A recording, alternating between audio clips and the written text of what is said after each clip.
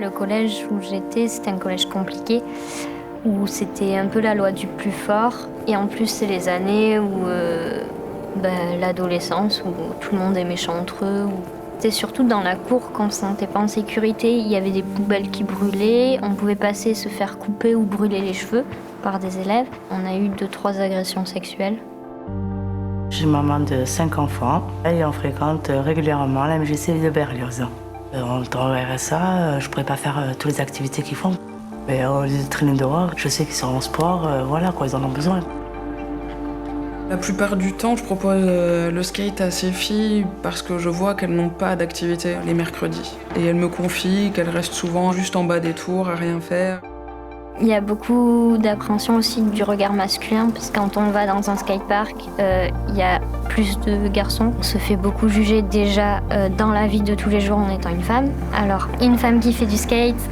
On nous regarde quand des enfants désespérés qui essayent d'être sur le skate. On se rabaisse déjà beaucoup à l'adolescence, alors en plus dans un collège où ça va pas... Au début, c'est beaucoup d'appréhension. Elles pensent que c'est un peu inaccessible, que c'est trop difficile. Il y a des choses que je voulais pas faire, je me disais je vais pas y arriver. Puis ils me soutenaient, ils me disaient si tu peux, regarde c'est facile, je te soutiens, il n'y a pas de souci. Et ça m'a aidé à franchir des étapes. Lisa, c'était une enfant très timide. Et depuis qu'elle vient à la MJC, ça l'a permis d'être plus à l'aise avec les adultes. Avec le skate, j'ai vraiment pris ma place, alors qu'au collège, j'essayais vraiment de m'effacer. Ça m'a permis de prendre confiance en moi, d'élargir mes horizons déjà, du point de vue social, de m'ouvrir plus.